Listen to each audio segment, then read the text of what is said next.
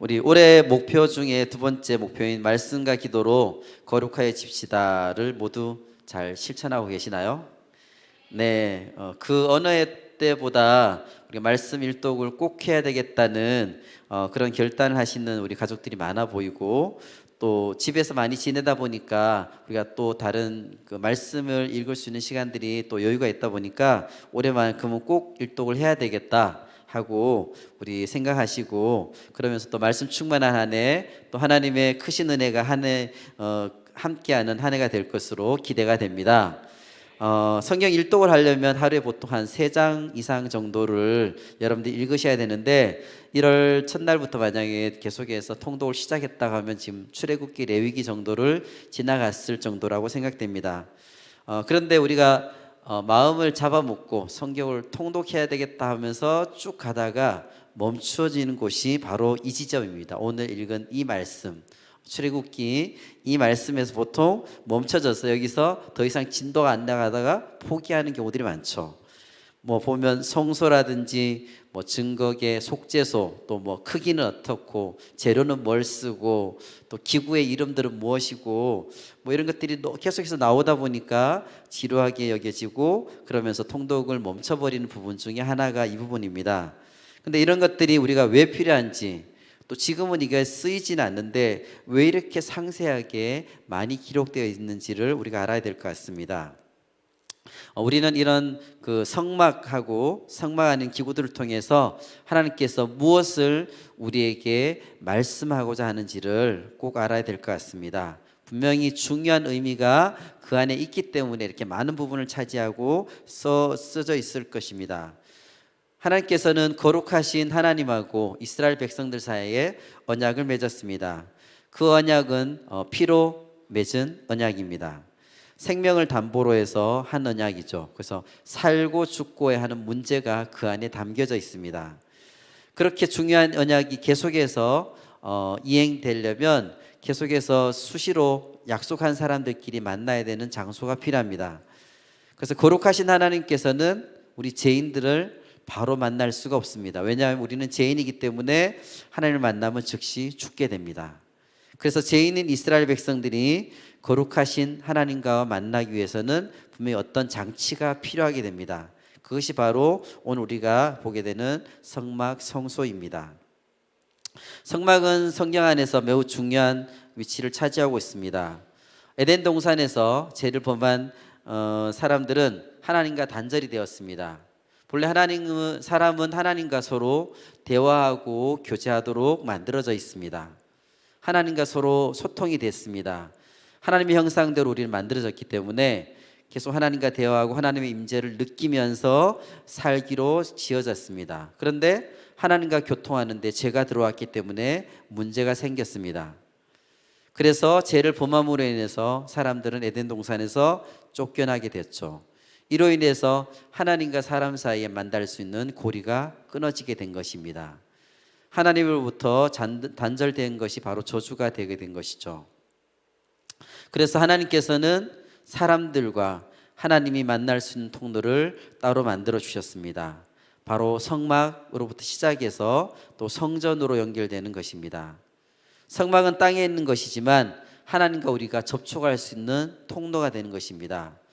구원의 통로가 되는 것이죠. 하나님께서는 이 성막 안에 계시겠다고 약속을 해 주셨습니다. 성막은 되게 독특한 장소라고 할 수 있습니다. 하나님께서는 이스라엘 백성들에게 특별하게 성막을 만들라고 하셨는데 겉을 보면 그렇게 막 특별하지는 않아 보입니다. 어쩌면 또 초라해 보일 수도 있습니다.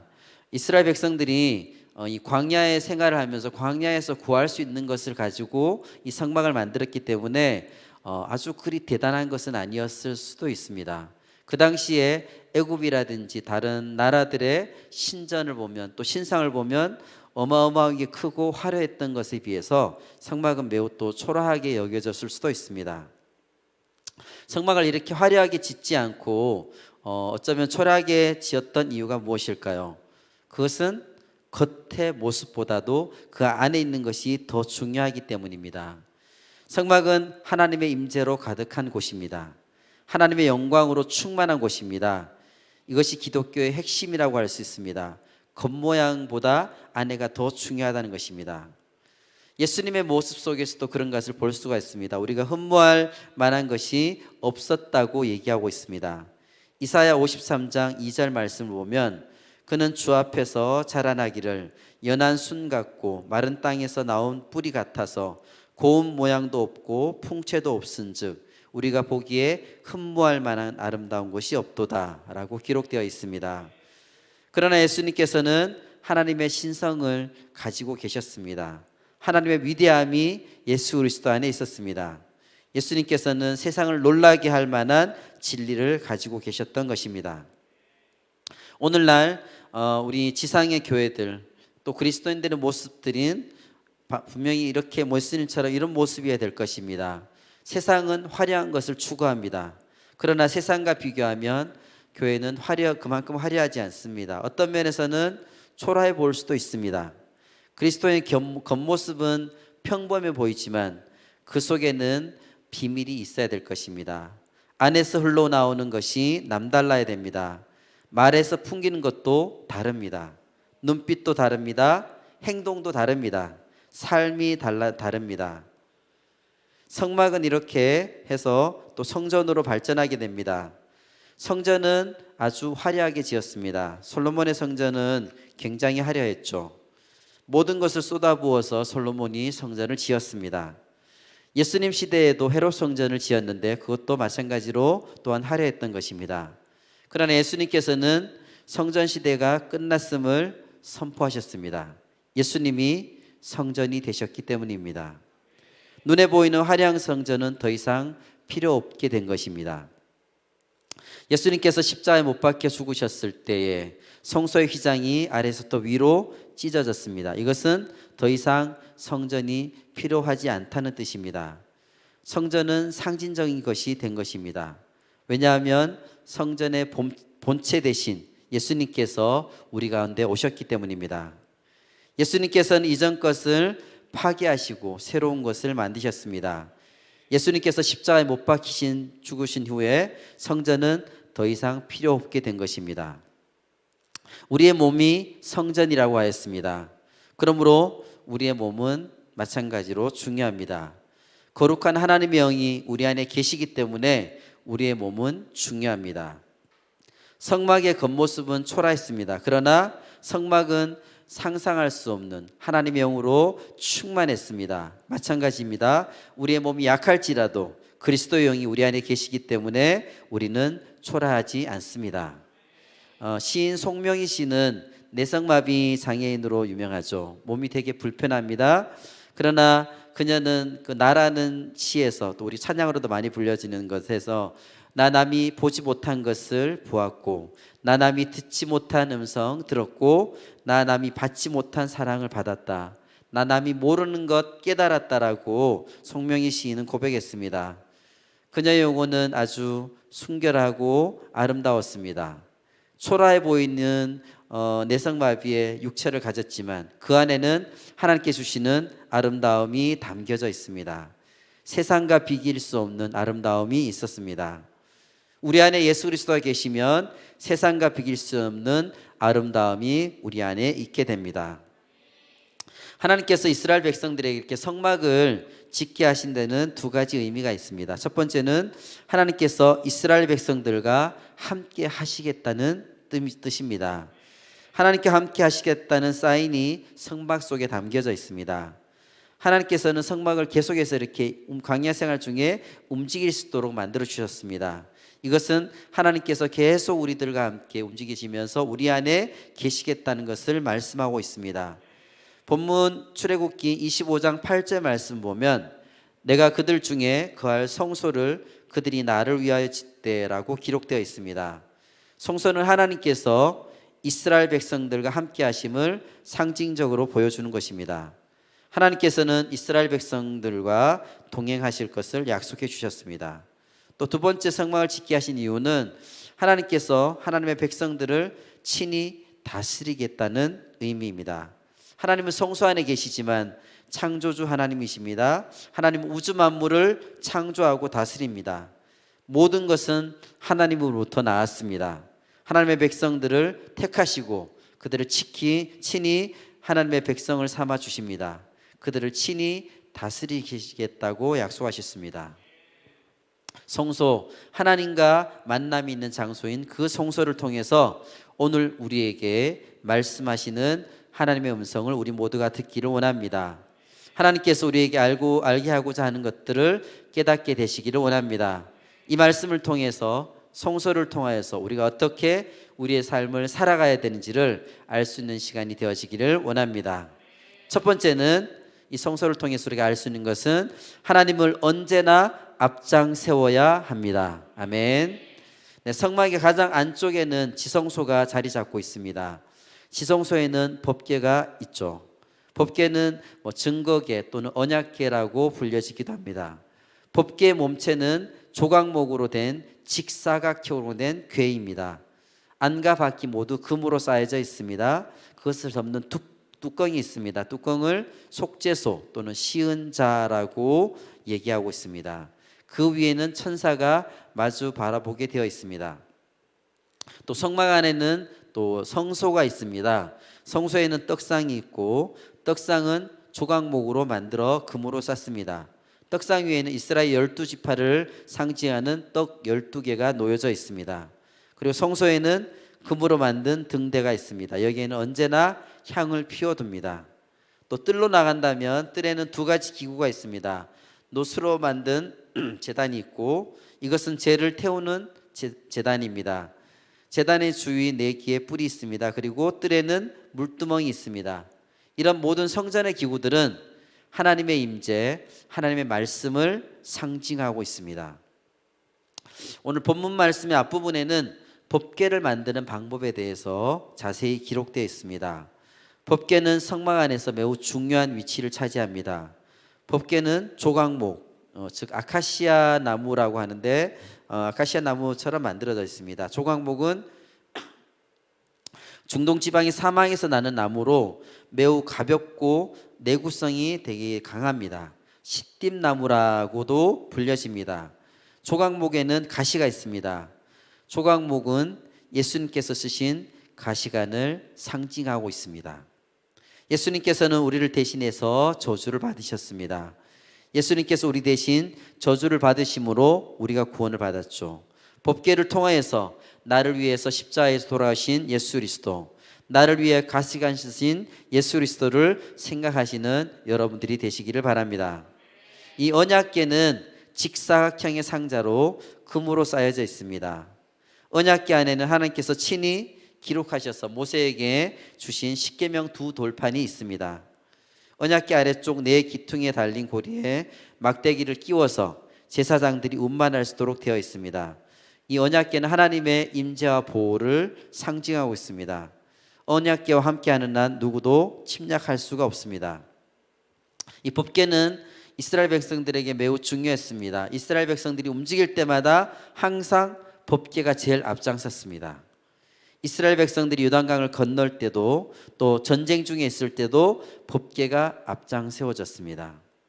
여호수아가 아이성 싸움에서 패배한 이후에도 언약궤 앞에서 이스라엘 백성들을 인도했습니다. 그렇게 한 결과 승리하게 되었습니다. 한때는 블레셋 사람들에게 법궤를 빼앗겨서 이스라엘 민족이 수모를 겪기도 했습니다. 이 사건으로 인해서 블레셋에는 재앙이 임했습니다. 블레셋 사람들이 두려워서 법궤를 다시 더 이상 가질 수가 없어서 예의를 갖춰서 다시 이스라엘로 돌려보냈습니다. 다윗은 법궤를 예루살렘으로 옮겨갔습니다. 법궤가 예루살렘으로 돌아올 때에 다윗은 하나님 앞에서 너무나 즐겁게 힘을 다해서 춤을 추면서 맞이하였습니다. 이 법궤는 하나님의 영광을 나타냅니다. 하나님께서 이스라엘 백성들을 인도하시겠다는 사인입니다. 그런 의미에서 법궤는 이스라엘 백성들에게 아주 큰 힘이 됩니다. 이스라엘 백성들에게 안정감을 주고 또 두려움을 이겨낼 수 있게 합니다. 요단강을 건널 때 이스라엘 백성들은 이 법궤를 따라서 건넜습니다. 이스라엘 백성들이 법궤를 앞장 세운 것은 바로 하나님을 앞장 세운 것하고 동일합니다. 하나님 말씀이 앞장설 때에 그들에게 승리가 보장되었습니다. 그러므로 아무리 급하다고 해도 법궤를 뒤에 두어서는 안 됩니다. 또 법궤를 수레에 실어도 안 됩니다. 법궤는 반드시 제사장이 메고 앞장서서 걸어야 됩니다. 전쟁 중에서도 법궤를 앞장 세워서 언제나 갔습니다. 백성들은 언제나 법궤를 따라가면 됩니다. 전쟁 중에 전쟁이 한창일 때 법궤를 옮긴다는 것이 상당히 거추장스러워 보일 수도 있습니다. 전쟁 중에 법궤를 들고 왔다 갔다 하는 것이 불편할 수 있습니다. 그러나 이것은 우리의 생각입니다. 우리가 신앙생활 하다 보면 우리가 편리하게 신앙생활을 하려고 할 때가 있습니다. 그러나 그렇게 생각하는 것은 아주 위험한 생각입니다. 오늘날 우리의 문명은 편리성을 상당히 중요하게 강조하고 있죠. 오늘날 상업주의는 조금이라도 편리한 것을 추구합니다. 오늘날 대한민국은 전 세계에서 통틀어서 가장 편리한 나라 중에 하나입니다.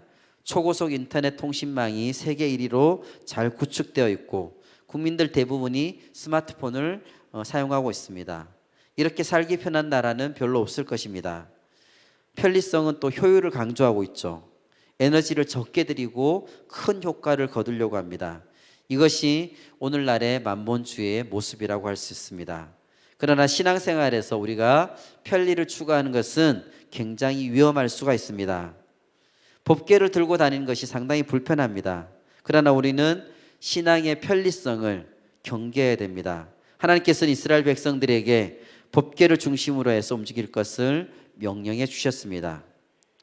오늘날 우리도 마찬가지입니다. 신앙생활하면서 내가 아주 기발한 생각과 방법을 막 찾으려고 하고 뭔가 이렇게 하면 조금 더 효율적으로 신앙생활을 하지 않을까라고 우리가 생각할 때가 있습니다.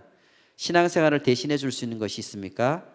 아무리 편리한 스마트폰이라도 또 뭐 AI가 나왔다 하더라도 대신에 우리의 신앙생활을 대신해 줄 수는 없습니다. 그들이 우리의 기도하는 수고를 대신해 줄 수는 없는 것입니다. 우리의 몸을 움직여야 됩니다. 하나님의 은혜를 받기 위해서는 우리가 대가를 지불해야 될 것입니다. 땀을 흘려야 됩니다. 하나님께서는 우리의 삶에 깊숙이 관여하기를 원하십니다.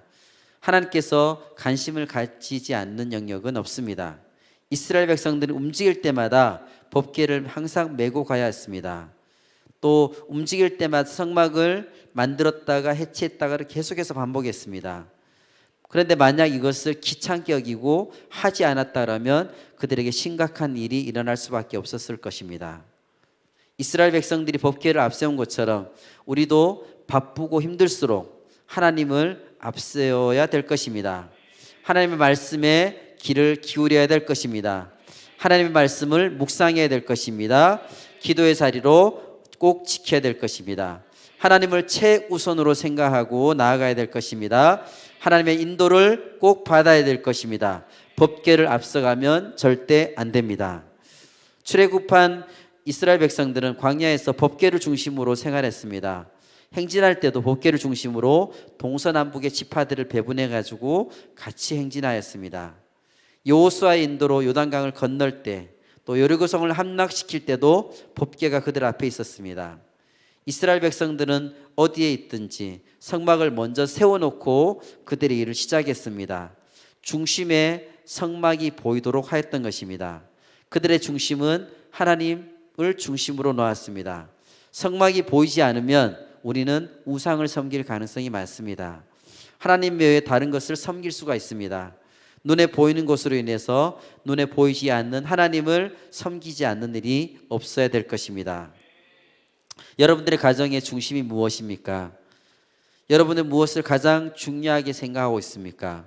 삶의 우선순위가 어디에 있습니까? 우리의 중심에 무엇이 있는지, 우리가 무엇을 항상 생각하는지를 다시 한번 생각해 보시기 바랍니다. 나의 마음을 지배하는 것이 무엇인가 살펴보시길 바랍니다. 법궤가 내 삶의 중심이 되어 있는지를 살펴보시기를 바랍니다. 법궤를 언제나 앞장 세우고 있는지를 다시 한번 살펴보시기를 바랍니다.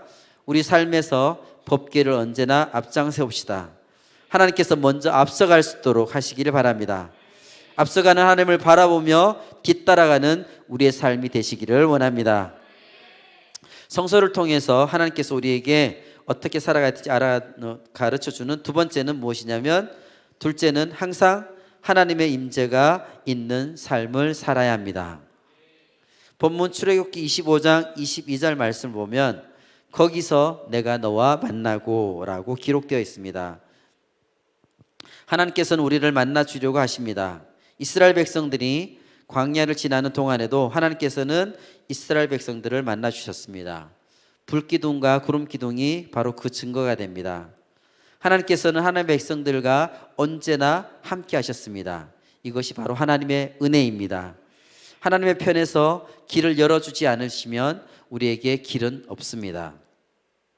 하나님께서 우리를 만나 주신다고 약속하셨습니다. 세상이 아무리 혼란하고 복잡하다 할지라도 하나님을 만날 수 있다면 우리에게는 소망이 있는 것입니다. 하나님을 만날 수 있다면 그것으로도 우리는 충분합니다. 하나님께서는 우리를 만나 주십니다. 하나님께서 우리와 함께 하십니다. 이것이 우리의 가장 큰 은혜입니다. 우리에게 주어진 특권입니다. 신약에서는 성막은 우리의 마음이라고 했습니다. 우리 안에 성소가 있다라고 했습니다. 고린도전서 3장 16절 말씀 우리 같이 한번 읽어보도록 하겠습니다. 시작. 너희는 너희가 하나님의 성전인 것과 하나님의 성령이 너희 안에 계시는 것을 알지 못하느냐라고 기록되어 있습니다. 구약 성경에 나타난 상징들이 신약 성경에는 구체화되게 됩니다. 구약 시대의 것이 그림자였다면 신약 시대는 실제가 되게 됐죠. 구약 성경에서 희미하게 보인 것이 신약 성경에 선명해졌습니다. 요한복음 1장 14절 말씀을 같이 한번 읽겠습니다. 말씀이 육신이 되어 우리 안에 거하심에 우리가 그의 영광을 보니 아버지의 독생자의 영광이요 은혜와 진리가 충만하더라. 구약시대 많은 선지자들이 예수님이 오실 것을 다양한 방법으로 말했습니다. 실체이신 예수님께서 오셨습니다. 구약과 신약을 연결해서 봐야 우리가 성경을 온전하게 이해할 수가 있습니다. 구약 성경에 나타난 상징이 신약 성경에는 구체적으로 나타나게 되는 것입니다. 실제가 되게 됩니다. 구약 시대에 성막에서 시작된 모든 개념들이 예수 그리스도를 지나서 오늘 우리에게까지 오게 됩니다. 그래서 우리 자신이 성전이 되게 된 것입니다. 죄로 인해서 에덴 동산에 쫓겨난 사람들은 하나님을 만날 수가 없었습니다. 그러나 하나님께서는 우리를 성전을 삼으셔서 우리 안에 거하십니다. 그러므로 우리는 거룩한 성전이 되어야 될 것입니다.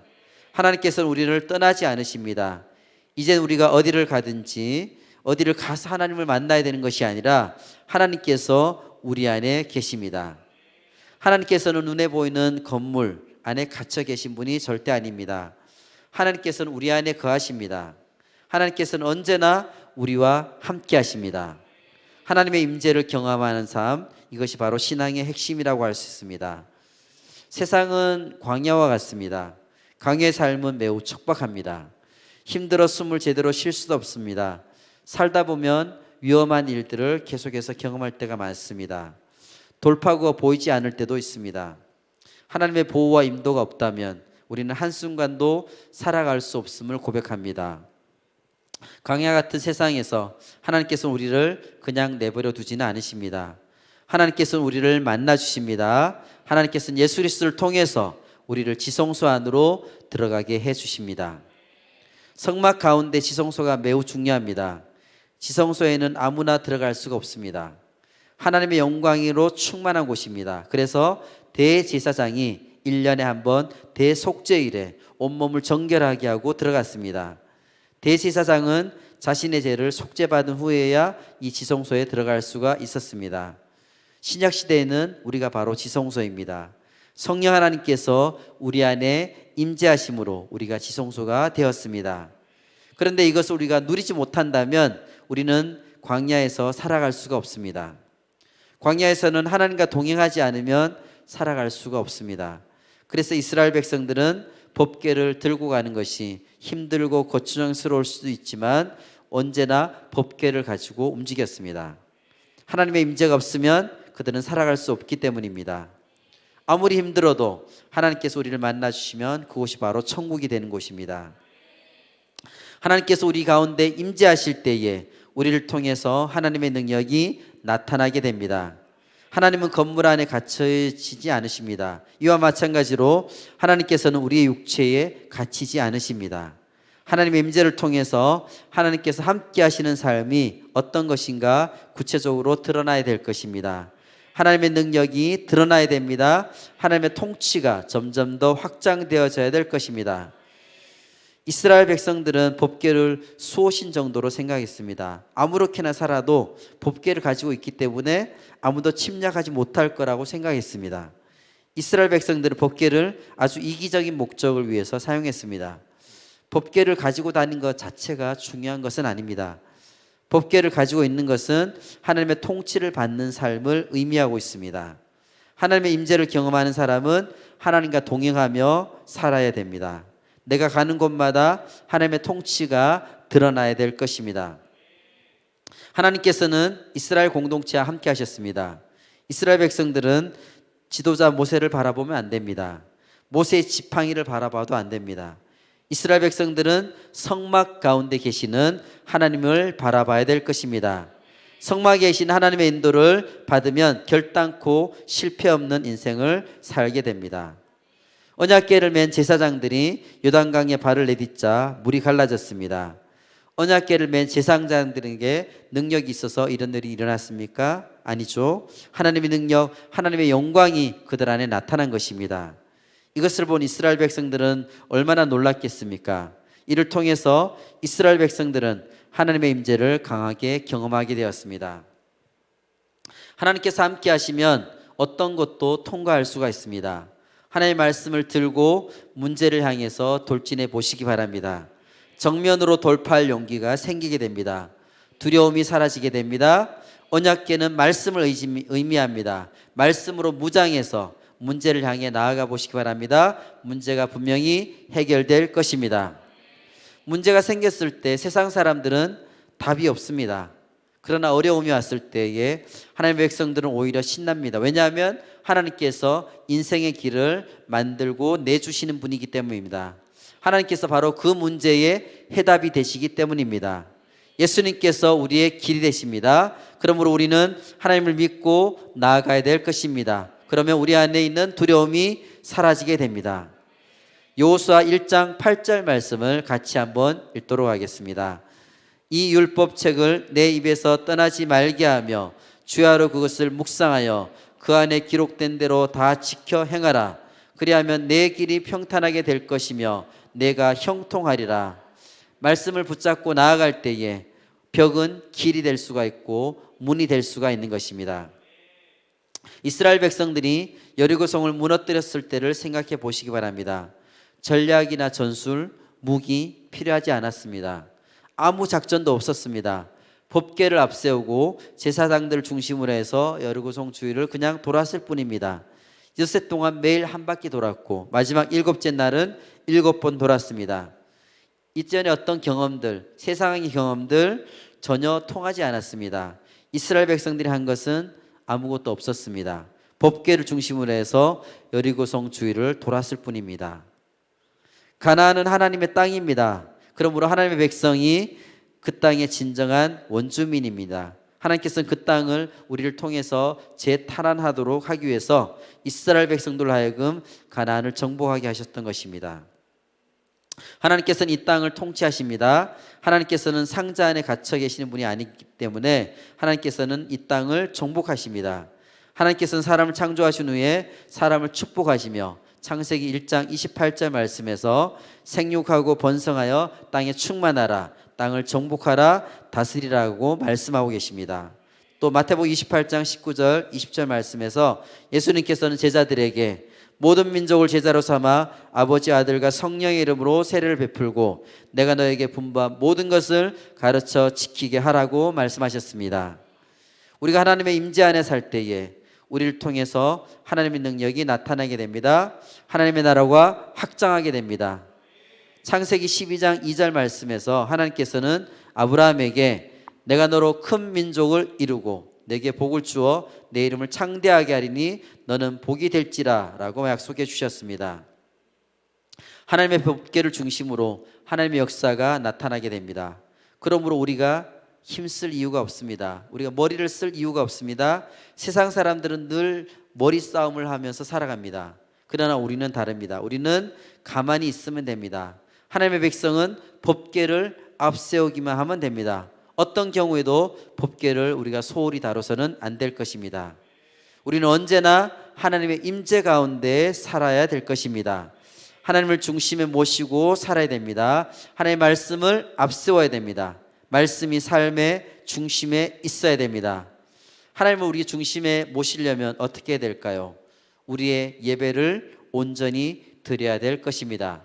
예배가 우리 삶의 중심에 있어야 됩니다. 하나님을 예배할 때에 우리는 하나님의 임재를 충만하게 경험할 수가 있습니다. 우리가 주일날 이렇게 1시간 예배하는 것만으로는 충분하지가 않습니다. 삶의 전 영역에서 예배하는 삶이 되어야 됩니다. 우리의 모든 움직임이 예배하는 삶이 되어야 됩니다. 우리의 모든 행위가 예배가 되어야 될 것입니다. 삶을 통해서 우리가 하나님을 높여드려야 됩니다. 우리의 삶이 하나님께 영광 돌리는 삶이 되어야 될 것입니다. 우리는 하나님의 임재 가운데 살아야 합니다. 하나님과 늘 동행하며 살아야 됩니다. 하나님 임재 안에서 하나님의 존재를 인식하고 느끼고 살아가야 될 것입니다. 하나님 중심으로 살아야 됩니다. 하나님을 의식하고 살아야 될 것입니다. 하나님의 음성에 민감하게 반응해야 됩니다. 하나님의 말씀에 열심히 귀를 기울여야 될 것입니다. 또 기도가 우리 삶의 중심에 놓여져야 될 것입니다. 기도가 무엇인가요? 기도는 우리가 원하는 것을 읊조리는 것이 아닙니다. 하나님의 임재를 인식하고 하나님 앞에 머물러 있는 것, 그것이 바로 기도입니다. 기도는 선택할 수 있는 상황이 아닙니다. 삶의 중심에 우리의 말씀과 기도가 철저히 있어야 될 것입니다. 말씀이 이끄시는 삶을 살아야 됩니다. 그렇게 살 때에 우리 삶에 하나님의 영광과 능력이 우리를 통해 나타나게 될 것입니다. 믿음으로 산다는 것은 우리가 사는 곳에 하나님의 통치가 임하는 것입니다. 하나님께서 우리의 삶을 다스리십니다. 하나님 임재 안에서 살아가는 성도는 삶의 영향력이 점점 넓어지게 됩니다.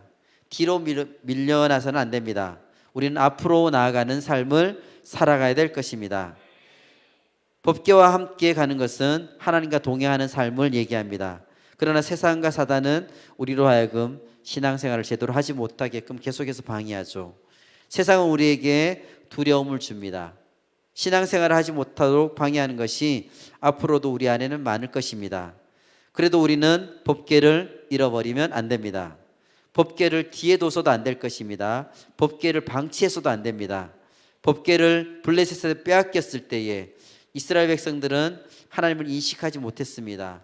하나님을 우선순위에 두지 않았습니다. 그러나 다윗은 법궤가 돌아올 때를 간절히 갈망했습니다. 그래서 법궤가 예루살렘 성으로 들어왔을 때 그는 감격해서 춤을 추었고, 왜냐하면 다윗의 마음은 하나님 마음하고 같았기 때문입니다.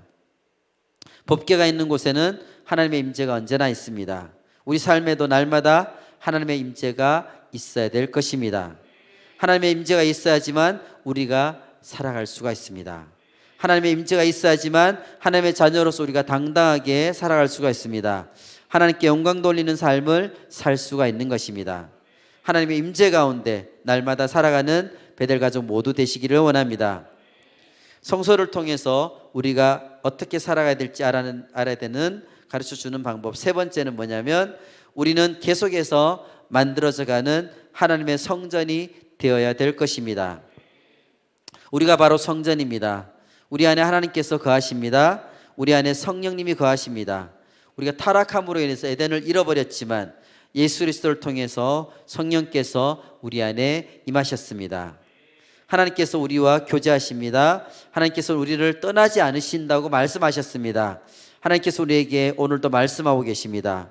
하나님께서 우리를 이끌어 주십니다. 하나님께서 우리를 통해서 하나님 나라가 점점 더 확장되어지기를 원하십니다. 이 성전이 만들어지는 과정을 통해서 우리의 몸된 성전이 어떻게 지어져야 되는지를 알아보도록 하겠습니다. 성막의 설계도는 하나님께서 모세를 통해 주셨습니다. 그러나 성막을 건축하는 일 또는 자재를 조달하는 일들은 백성들의 몫이었습니다. 물론 거기에도 하나님이 주신 분명한 기준과 원칙이 있었습니다.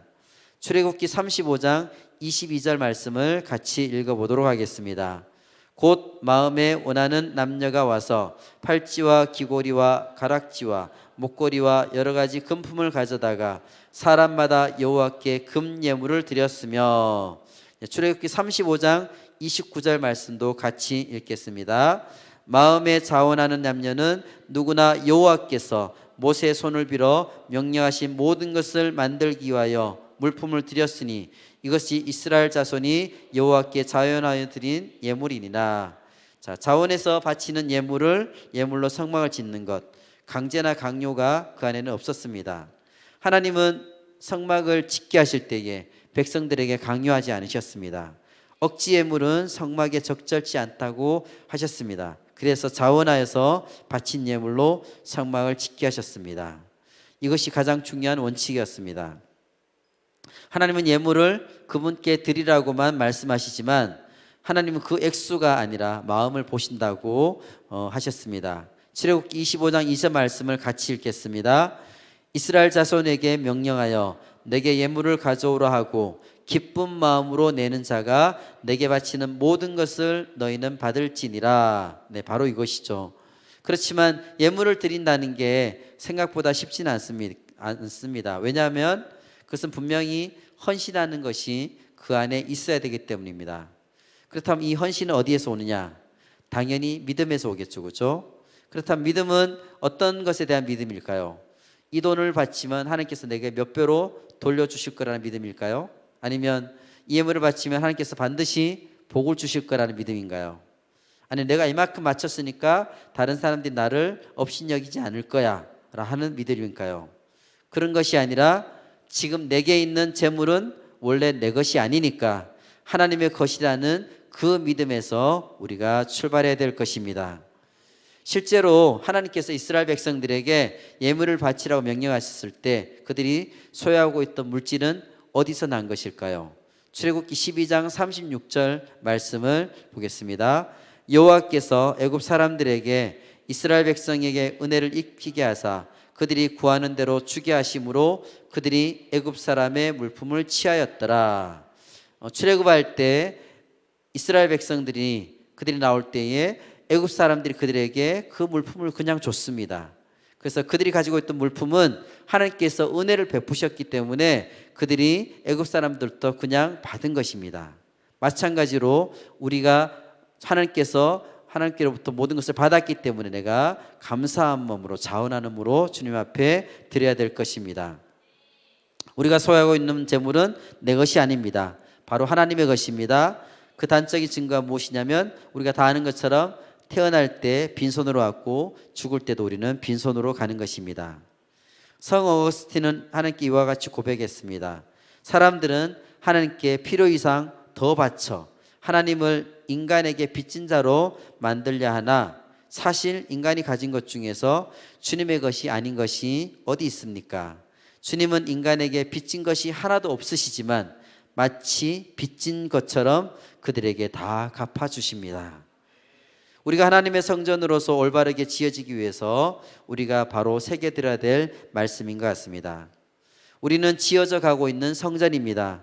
하나님의 임재가 우리 안에 충만해야 될 것입니다. 우리를 통해서 하나님의 영광이 드러나야 됩니다.